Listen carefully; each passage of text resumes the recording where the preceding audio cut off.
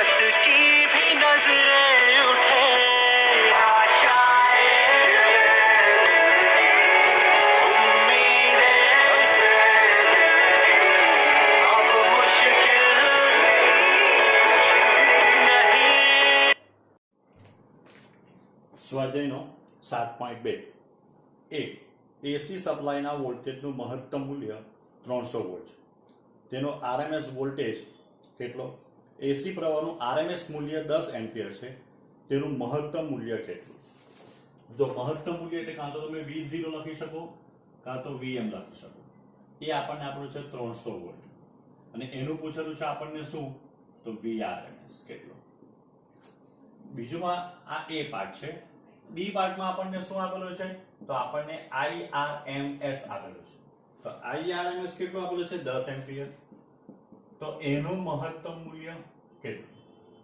તો આપણી પાસે સૂત્ર છે કે ભાઈ VRMS V0 √2 આપણે દારેલું છે પહેલા શરૂઆતમાં, એટલે 300 ના છેદમાં √2 એટલે એનો આન્સર જે આવશે એ 212.1 વોલ્ટ. સેમ અહીંયા સૂત્ર છે IRMS બરાબર I0 અથવા Im upon √2. તો therefore હવે મહત્તમ પ્રવાહ, તો મહત્તમ પ્રવાહ I બરાબર √2 into IRMS. તો √2 into IRMS એટલે કેટલા? તો 10. √2 એટલે 1.414 મલ્ટીપ્લાઈડ બાય 10 એટલે 14.14 એમ્પિયર.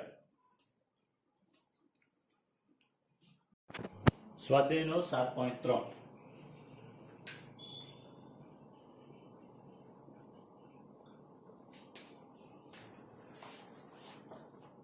220 વોલ્ટ અને 50 હર્ટ્ઝના એસી સ્ત્રોત સાથે 44 મિલી હેનરીનું ઇન્ડક્ટર જોડેલ છે.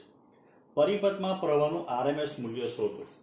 તો જો જે રીતે આપણને બધી વેલ્યુ આપેલી છે ને એ પ્રમાણે આપણે જોવા જઈએ તો પરિપથમાં પ્રવાહનું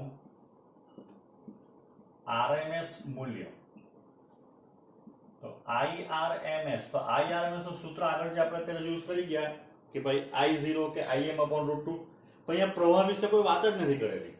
એટલે અહીંયા સૂત્ર આપણે વાંચશે VRMS ના છેદમાં ઇમ્પિડન્સ મોડ્યુલસ ઓફ Z. બરાબર છે. માત્ર ઇન્ડક્ટર ધરાવતા, ચાલો પેલા બાજુ ધ્યાન આપો. પરિપથમાં આ રીતનું છે કે એક અવરોધ છે એસી, એની સાથે એક ઇન્ડક્ટર જોડેલું છે. એસી માટે આપણને આપણું છે 220 વોલ્ટ અને 50 હર્ટ્ઝ. એટલે કે આનું આ જે લખેલું છે ને 220, વંચાય, દેખાય, નોંધાય, અવલોકન લેતા આવા શબ્દો જો વાપરેલો હોય, મીટરમાં જોઈને વોલ્ટેજનું મૂલ્ય 220 મળે છે. બરાબર, વોલ્ટેજનું મૂલ્ય 220 મળે છે, અવલોકિત મૂલ્ય, દેખાય, નોંધ, આ બધું જે હશે તે માનવાનું કે એ તમને VRMS એટલે કે IRMS વેલ્યુ આપેલી હશે. એની આવૃત્તિ જે આપણને આપેલી છે 50 હર્ટ્ઝ. બરાબર, મહત્તમ વોલ્ટેજનું મહત્તમ મૂલ્ય તો V0 કે VM. સમજ પડે છે? બરાબર. આ સિવાય બધા જ માટે શું આવશે? તો બધા જ માટે તમારું VRMS આપેલું છે. એમ કે જો VM આપેલું છે, VRMS આપેલું છે, એટલે મહત્તમ વોલ્ટેજ છે કે RMS મૂલ્ય છે, બરાબર ધ્યાનથી જોવાનું. બરાબર છે. L બરાબર આપણને આપેલું છે કેટલા હેનરી? તો L બરાબર આપણને આપેલું છે 44 મિલી હેનરી એટલે * 10⁻³ હેનરી. બરાબર છે. તો માત્ર આપણે એમ કહી શકાય કે માત્ર L ધરાવતા પરિપથ માટે મોડ્યુલસ ઓફ Z બરાબર શું થાય? ઓમેગા L, અથવા મોડ્યુલસ ઓફ Z બરાબર XL બરાબર ઓમેગા L. ઓમેગા એટલે 2πf * L. 2 તો 2 છે, આ 3.14 છે, આ 50 છે ને આ 44 * 10⁻³ છે. બરાબર. તો આના માટેની જે ગણતરી થવાની એ XL નું મૂલ્ય તમને મળશે 13.83 ઓહ્મ. એટલે અહીંયા આપણે એમ કહી શકાય કે L કે માત્ર L ધરાવતા પરિપથમાં, તો અહીંયા ડાયરેક્ટ XL લખી દઈએ કારણ કે આ વસ્તુ જે આપણે અહીંયા લખવા માંગતા હતા અહીંયા શોધી કાઢી છે. તો VRMS એટલે 220 ના છેદમાં 13.83. આનો જે ભાગાકાર આવશે એ 15.9 એમ્પિયર.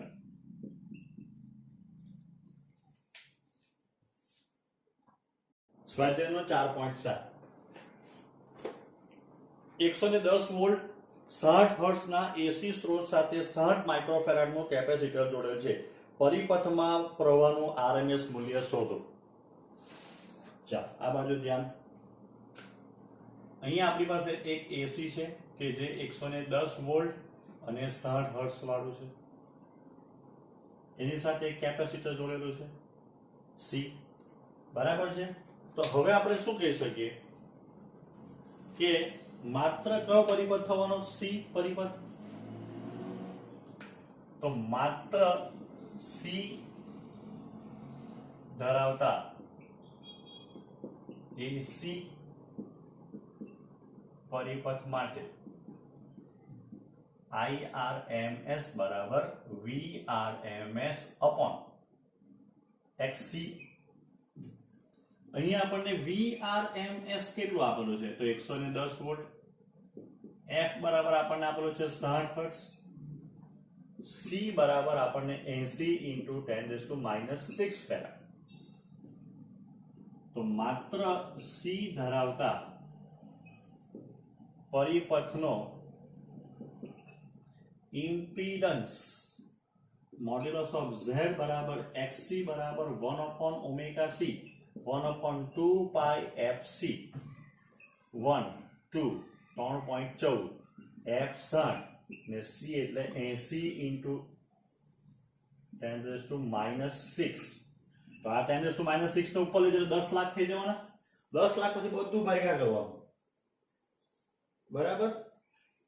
કઈ વાત? તો આ જે XC ની વેલ્યુ છે એ 44.2 ઓહ્મ આવશે. હવે અહીંયા મૂકી દઈએ તો આ 110 ને આ 44.2 ઓહ્મ, એટલે આનો જો તમે ભાગાકાર કરો તો 2.49 એમ્પિયર મળે. ઉદાહરણ 7.2 હમણાં જ આપણે કરી ગયા એ રીતનો દાખલો છે. 25 મિલી હેનરીના એક શ્રુત ઇન્ડક્ટરને 220 વોલ્ટના સ્ત્રોત સાથે જોડેલ છે. સ્ત્રોતની આવૃત્તિ 50 હર્ટ્ઝ છે. જો ઇન્ડક્ટિવ રિએક્ટન્સ અને પરિપથનો આરએમએસ પ્રવાહ શોધો. તો આપણે માત્ર L ધરાવતા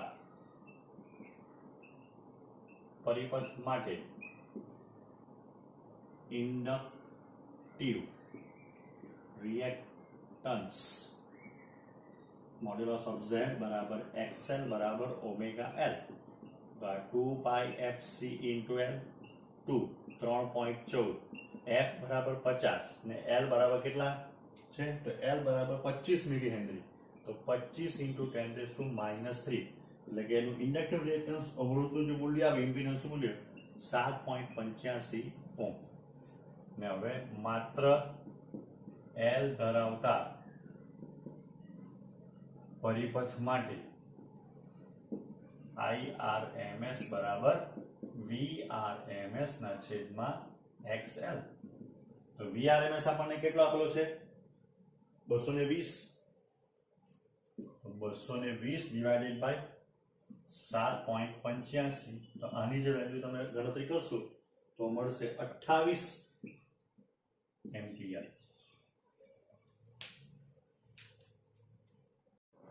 ઉદાહરણ 7.3 4 3 તો પછી ગણતરી વાળું છે 4.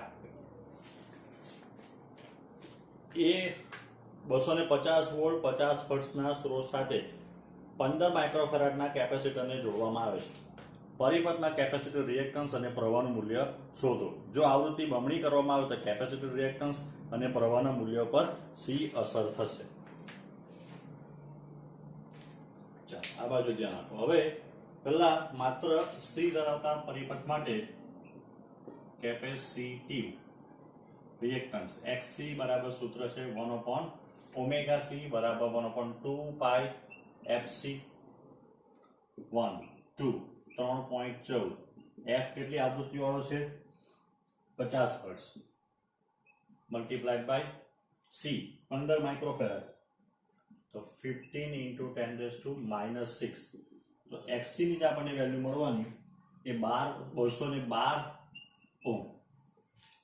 તો અહીંયા માત્ર C તરત પણ XC આવી જવાનું.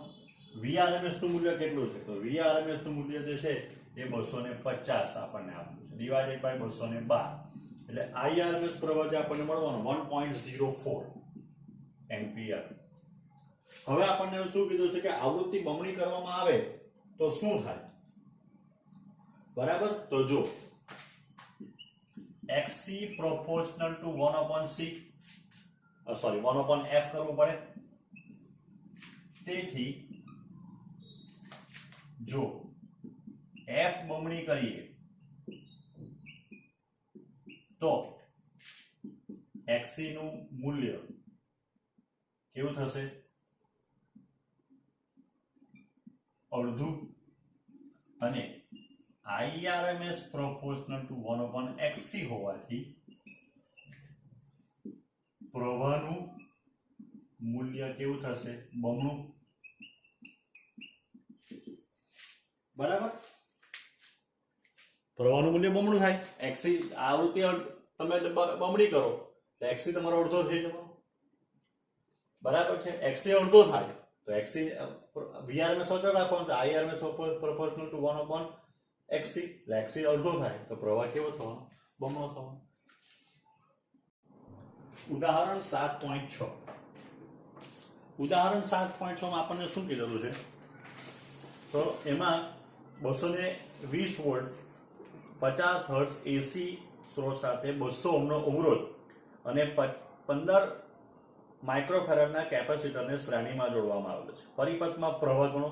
અવરોધ અને કેપેસિટરના બે છેડા વચ્ચે વોલ્ટેજ VRMS શોધો. શું આ વોલ્ટેજનો બૈજિક સરવાળો એ સ્ત્રોતના વોલ્ટેજ કરતાં વધુ હોય? જો હા હોય તો વિસંગતતાનો ઉકેલ બતાવો.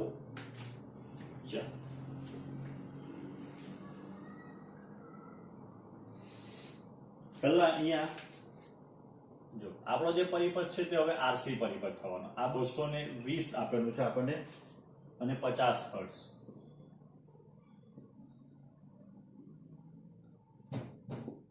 આ અને આ C. બરાબર છે. તો હવે પહેલા શું શોધીએ? RC પરિપથ માટે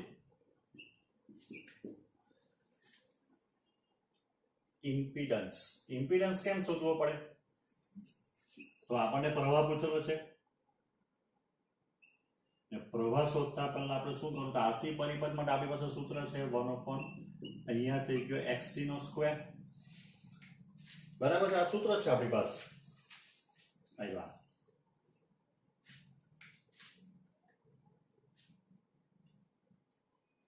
તો હવે R બરાબર કેટલા? તો અવરોધ જે આપણને આપેલો છે 200 એટલે 200 નો વર્ગ. જો તમારે XC શોધવું હોય તો XC બરાબર 1/2πfc આવે 1/ωc પરથી. 1 3.14 આ 50 ને પેલું કેટલું છે? 15 માઇક્રોફેરાડ એટલે 15 × 10⁻⁶. આની આગળ આપણે એક વખત આની ગણતરી કરી ચૂક્યા છે. કેટલું આવે? XC નું મૂલ્ય 15 જ હતું ને 50 તો 212 થવાનું. આ ઓમ તો પ્લસ 212 ઓમ નો સ્ક્વેર. બરાબર, તો આનું તમે ગણતરી કરો તો મોડ્યુલસ ઓફ Z બરાબર આપણને જે મળશે એ 291.67. કદાચ આંકડો આમ તેમ થઈ શકે. બરાબર છે, પોઈન્ટમાં ડિફરન્સ આવી શકે કારણ કે કોઈ ગણતરી જે કરે ને તો અહીંયા જે 12.3 મળતું છે તો પરફેક્ટ લખીએ તો ત્યાં આપણે અવગણવું હતું 12.3 નો સ્ક્વેર તો પરફેક્ટ આવી જશે.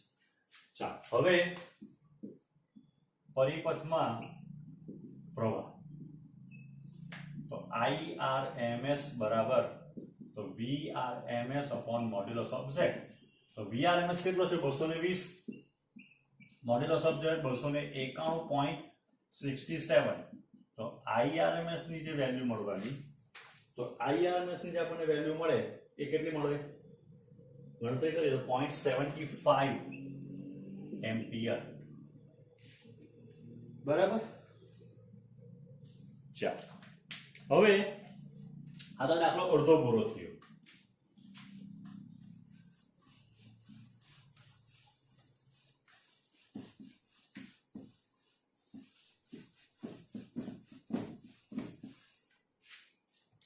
હવે આપણે શું શોધવા કીધેલું છે? તો R ના બે છેડા વચ્ચે તો VRMS R તો એ IRMS into R V equals to IR જેવું આ 0.754 R કેટલો આપેલો છે? અવરોધનું મૂલ્ય કેટલું છે? અવરોધનું મૂલ્ય 200. તો આની તમે ગણતરી કરશો તો એ તમને આન્સર મળશે 150.8 વોલ્ટ. ચાલો C ના બે છેડા વચ્ચે VRMS C તો એ VRMS C એટલે IRMS into XC V equals to IR જેવું. IRMS આપણો કેટલો તો 0.754 XC આપણે શોધ્યું 212.3. તો આની ગણતરી કરીએ તો 160.7 160 ચેક કરો બરાબર છે કે ઓ બરાબર 07 વોલ્ટ. હવે આપણને શું પૂછેલું છે? તો હવે આપણને એમ પૂછેલું છે કે આ બંનેનો જે વોલ્ટેજ જે છે બરાબર આનો એનો બેઝિક સરવાળો જો આપણે કરીએ તો એ બેઝિક સરવાળો એ સ્ત્રોત વોલ્ટેજ કરતા વધુ હોય. જો હા તો વિસંગતતાનો ઉકેલ બતાવો. તો જો આપણે RC પરિપથ માટે ફેઝર ડાયાગ્રામ ડ્રો કરીએ શ્રેણી માટે. તો પહેલું જ આપણને મળશે આ પ્રવાહ બરાબર છે. લખું પ્રવાહનું મૂલ્ય એટલે I જે મારે લખવાનો છે તે અહીંયા આ જગ્યા ઉપર જ VR આવી જાય કારણ કે પ્રવાહને બંને તો સેમ જ હોય. કોના માટે? R ધરાવતા પરિપથ માટે. C ધરાવતા પરિપથ માટે વોલ્ટેજ કરતા પ્રવાહ આગળ હોય π/2 એટલે આ થઈ ગયો VC બરાબર. આ I તો હવે આપણે પેલું સમાંતર બાજુ ચતુષ્કોણ પૂર્ણ કરો તો એના પ્રમાણે જોવા જઈએ તો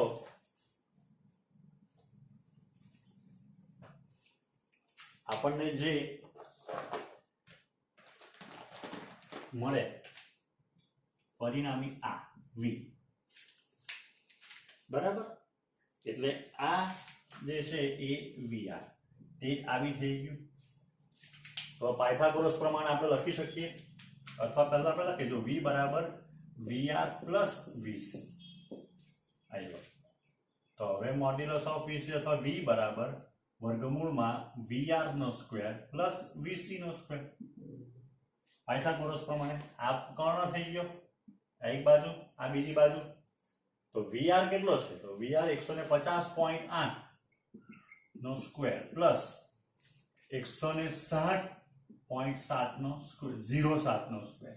તો આ V ની વેલ્યુ તમે ગણતરી કરશો ને તો એક્ઝેક્ટ 220 આવશે. જે આપણા સ્ત્રોત વોલ્ટેજ જેટલું જ છે આવ્યા. ઘણી વખત એવું બને પણ ઘણું ઘણી વખત ન પણ બને બરાબર છે. તો કેમ થાય? જો આમ જો બે વોલ્ટેજના કડા તફાવત યોગ્ય રીતે ગણતરી લેવામાં આવે તો કેપેસિટર અને અવરોધના બે છેડા વચ્ચે કુલ વોલ્ટેજ એ સ્ત્રોત વોલ્ટેજ જેટલો થાય પણ હંમેશા થાય એ જરૂરી બી નથી. અહીંયા થઈ ગયો છે કારણ કે કડા તફાવત આપણે યોગ્ય રીતે ગણતરી કર્યો એટલે.